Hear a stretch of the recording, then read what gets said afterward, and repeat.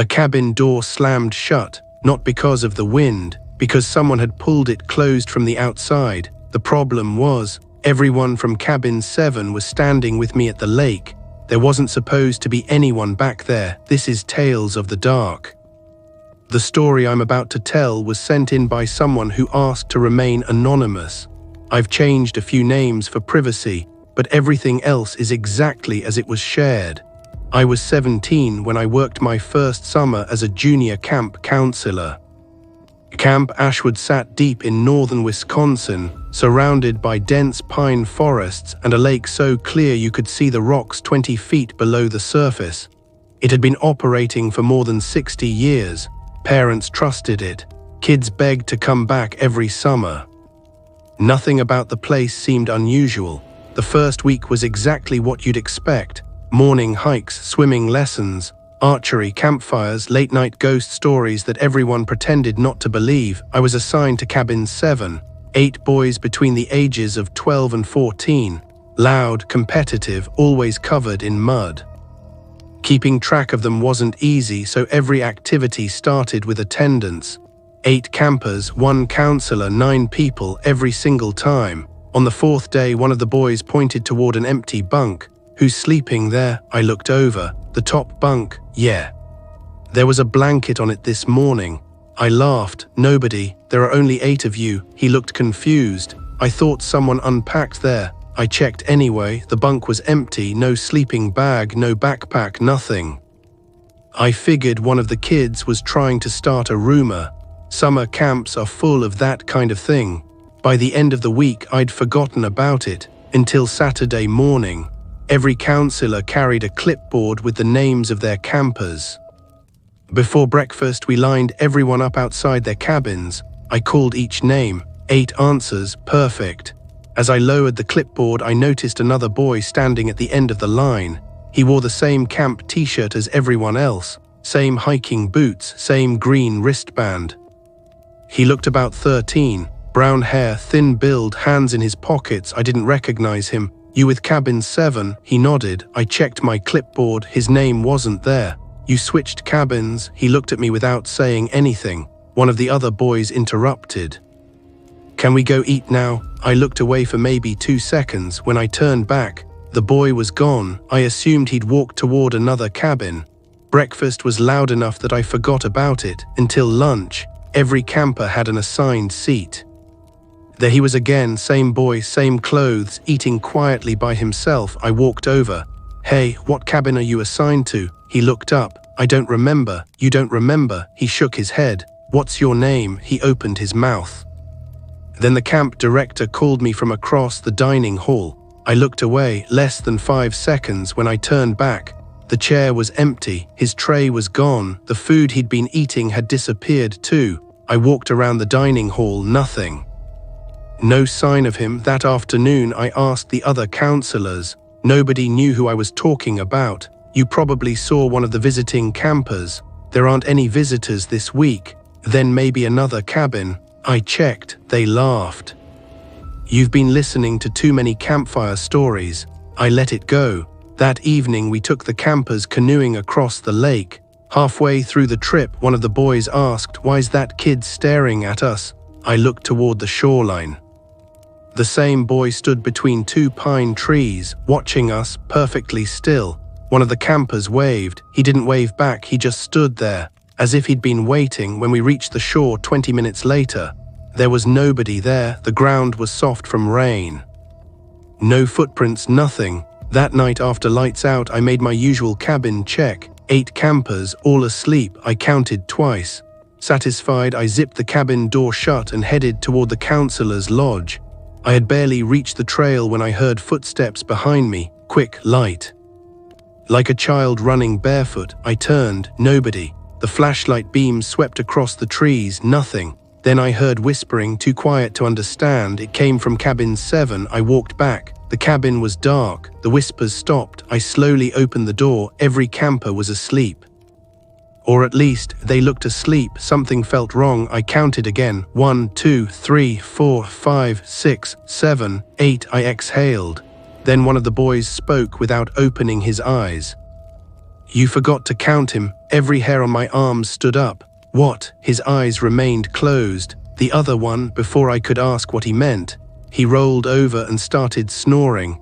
The next morning I questioned him. He stared at me. I don't remember saying that. The others didn't remember hearing anything either. Over the next 3 days, strange things kept happening. A 9th towel appeared outside the showers. An extra flashlight was found after the night hike. Another marshmallow stick was left beside the campfire. Small things. Easy to dismiss, but they kept adding up. On Wednesday, the camp director announced a surprise group photo. All campers, all staff, everyone gathered in front of the main lodge. The photographer climbed onto a picnic table. Smile. The flash went off. He checked the picture, then frowned. Someone moved. He took another. Again he frowned. Hold still. After the 3rd attempt, he walked over to me. Can you count your group? I did. 8 campers, me 9 people. He showed me the camera screen. There were 10 standing in the back row. The same boy looking directly into the camera. Nobody else seemed to notice him. I looked up from the screen. He wasn't there anymore. The photographer blinked. That's strange. What? There were only 9 of you. He looked back at the photo. The extra boy was gone. I reached for the camera. Nothing, just our group, 9 people. The director called everyone to dinner. The moment passed. That night, heavy rain forced everyone inside. The campers played cards while I cleaned muddy boots near the entrance. One of the boys walked over. He leaned close enough that nobody else could hear. He's back. I looked around. Who? The boy. What boy? The one who sleeps on the top bunk after you fall asleep. I felt my stomach tighten. What are you talking about? He pointed toward the cabin. Nobody says anything because they think you'll send us home. I waited. He swallowed hard. Every morning, he leaves before you wake up. Before I could ask another question, a loud crack of thunder shook the cabin. The lights went out. The boys started shouting. I grabbed my flashlight. Its beam swept across the room. One by one, I counted the campers. 1, 2, 3, 4, 5, 6, 7, 8. Then the flashlight reached the top bunk. Someone was lying there, facing the wall, completely still. I was certain the bunk had been empty just seconds earlier. I took one slow step forward. The figure didn't move. I climbed the ladder, reached toward the blanket, and pulled it back. The bed was empty, but the mattress was still warm. The mattress was still warm. I jerked my hand back. For a second, I convinced myself the heat had come from the cabin. 8 boys, 1 small room. The air was already warm. That had to be it. The lights flickered back on. The boys looked more frightened than I felt. I climbed down from the bunk and tried to smile. Probably just your sleeping bag trapped some heat. None of them answered. That night I didn't sleep. I sat in a chair beside the cabin door until sunrise. Nothing happened. No footsteps, no whispers, no strange noises. By morning, I almost believed I'd imagined everything. After breakfast, the camp director called all the counselors together. One of the younger campers had wandered away during free time. His name was Ben. He was only 11. Within minutes, every counselor spread through the camp looking for him. I searched the hiking trails. Nothing. The basketball court. Nothing. The boat dock. Nothing. As I circled back toward cabin 7, I noticed someone standing inside. The same boy. He was looking out the window, watching me. I ran. By the time I reached the cabin, he was gone. I searched every bunk, every closet, under every bed. Nothing. But one thing caught my attention. There were muddy footprints across the wooden floor, bare feet, small. They ended beneath the empty top bunk. There were no footprints leading away, only toward it. I crouched underneath. The space was empty. No hidden hatch, no crawl space, nothing. I touched the floorboards, dry except for one plank. It felt damp, almost as if rainwater had soaked through from below. That made no sense. The cabin sat on a concrete foundation. There wasn't even a basement. That evening, I asked the oldest groundskeeper if the cabin had ever been remodeled. He stared at me for a long moment, then quietly asked, "Which cabin?" 7, he sighed. I hoped they'd finally torn it down. What do you mean? He looked around before speaking again. That cabin has been rebuilt 3 times. Fire, no. Storm damage, no. Then why? He rubbed the back of his neck. Nobody ever gave the same answer. Before I could ask another question, another counselor called him away. He never finished. That night after lights out, I heard movement outside, not walking, running fast. The footsteps circled cabin 7 again and again. The boys heard them too. Nobody spoke, nobody moved. The running suddenly stopped. Silence filled the room. Then, 3 slow knocks on the cabin door. I looked through the small window. Nobody. Another knock, this time from the side wall, then another, behind the cabin, then above us, as if someone was walking across the roof. One of the younger boys started crying. I grabbed my flashlight and stepped outside. The camp was completely still, no wind, no movement. Then I noticed fresh footprints in the mud, bare feet. They led away from the cabin. I followed them. They crossed the main trail, past the dining hall, continued toward the old archery field, a place the campers weren't allowed to enter anymore. The targets had been removed years ago. The forest had started reclaiming the clearing. The footprints stopped at an old wooden sign lying face down. I lifted it. Underneath was another sign. Its faded paint read, Cabin 8. I frowned. There wasn't a Cabin 8, not anymore. According to every camp map, Cabin 7 was the last one. I looked deeper into the trees. Something stood between the pines. Another cabin, half hidden by overgrown vines. Its windows were broken, its roof sagged. I had lived at camp for nearly 2 weeks. How had I never seen it? The front door hung slightly open. I called out, no answer. I stepped inside. Dust covered everything. Old bunk beds, rotting mattresses, rusted lanterns. The place had clearly been abandoned for years. Then I noticed something on the wall, a height chart, dozens of names, each followed by a year. 1986, 1987, 1988, 1989, 1990, 1991. The last name had been written only 3 summers ago. Someone had been inside this cabin recently. A loud creak echoed upstairs. I froze. There shouldn't have been an upstairs. The building was too small. Another creak, slow, deliberate, like someone shifting their weight. I climbed the narrow staircase. The second floor contained only one room, completely empty, except for a single metal bed frame. On top of it sat a neatly folded green camp t-shirt, exactly like the ones our campers wore. Beneath it lay an old attendance sheet. Cabin 8, 9 campers. I read each name carefully. The last one had been crossed out, not erased, crossed out. No explanation, no notes. Just a single line through the name. I leaned closer. The ink had faded too much to read. Suddenly, the floor below me groaned. Heavy footsteps. Someone had entered the cabin. I held my breath. The footsteps moved slowly across the first floor, stopping beneath the staircase. I waited, no sound, then a voice, quiet, calm, almost gentle. You counted wrong. Every muscle in my body locked. I couldn't answer. The voice spoke again. There's always one more. The staircase creaked. Someone had started climbing. One step, then another, then another. I backed toward the window. The footsteps continued, slow, unhurried. Whoever was coming upstairs already knew I had nowhere else to go. The shadow reached the top of the staircase. I caught only a glimpse before instinct took over. It was the same boy, the one no one could identify. The one who kept appearing in photographs, the one who was never on the attendance list. He smiled, not threateningly, almost sadly. Then he asked a question that has stayed with me ever since. If they never counted me, why do you think they rebuilt the cabin 3 times? He smiled, not threateningly, almost sadly. Then he asked, if they never counted me, why do you think they rebuilt the cabin 3 times? I couldn't answer. Every instinct told me to run, so I did. I dove through the open window, hit the ground harder than I expected, rolled down the muddy slope. By the time I got back to my feet, I looked toward the second floor. The window was empty. Nobody was watching me. I ran all the way back to the main camp. The camp director found me near the dining hall. My clothes were covered in mud. My hands were bleeding. What happened? I looked back toward the trees. I found another cabin. His expression changed immediately. What cabin? The one behind the old archery field. There isn't one. There is. I was just inside it.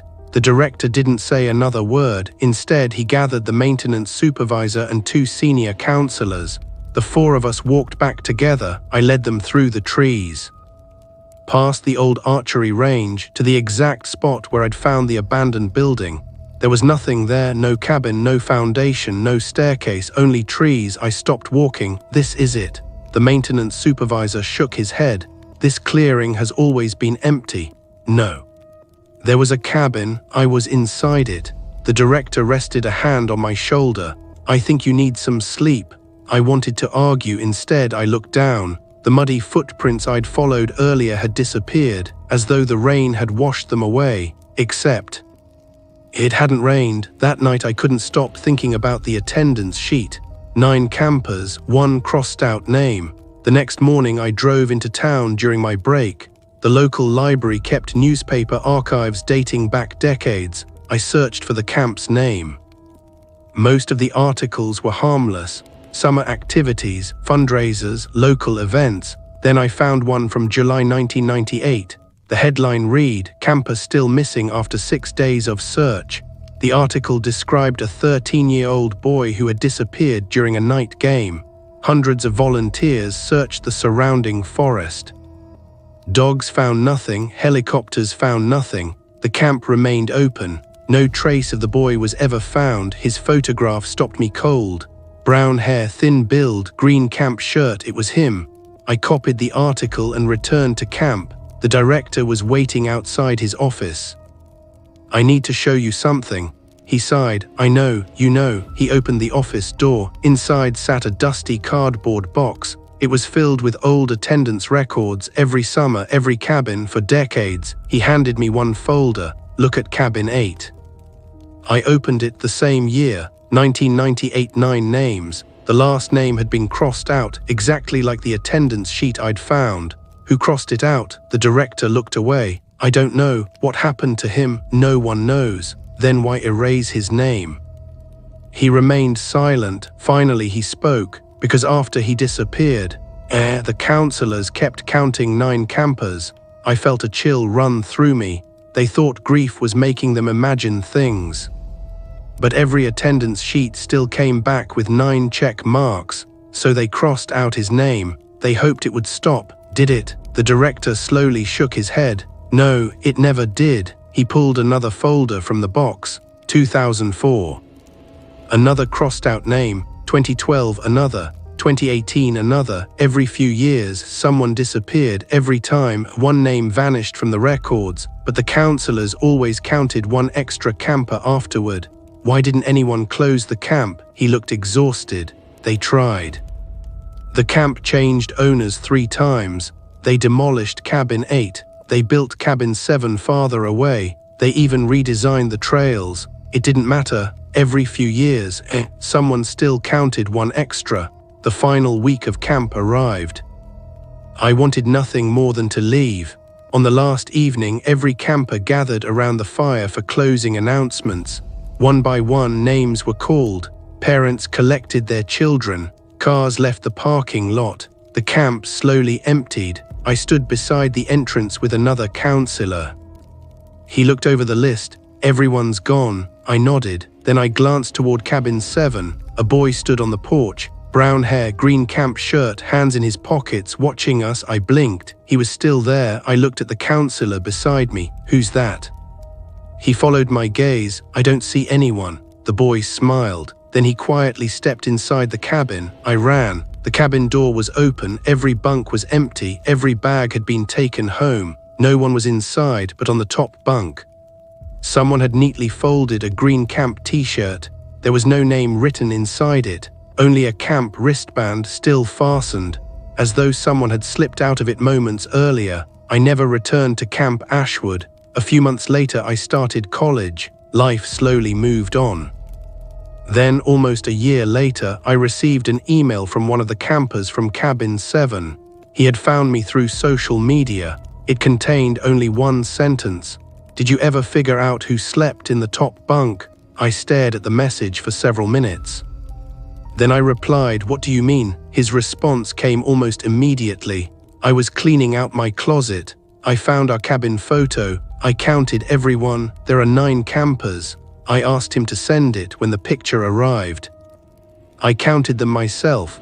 1, 2, 3, 4, 5, 6, 7, 8, 9. The extra boy stood in the back row, exactly where I remembered seeing him, but this time he wasn't looking at the camera, he was looking directly at me. I closed the image, deleted the email, blocked the sender. I told myself it was over. Last summer, a news article appeared online about Camp Ashwood reopening under new ownership after several years of renovations.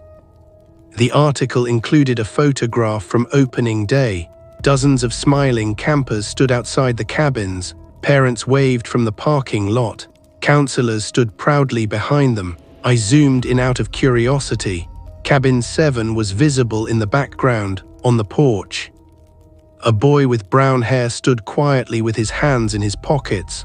No luggage, no counselor beside him, just watching the new campers arrive. That was the end of this story. If you've ever experienced something you still can't explain, or have a strange story of your own, send it to Tales of the Dark.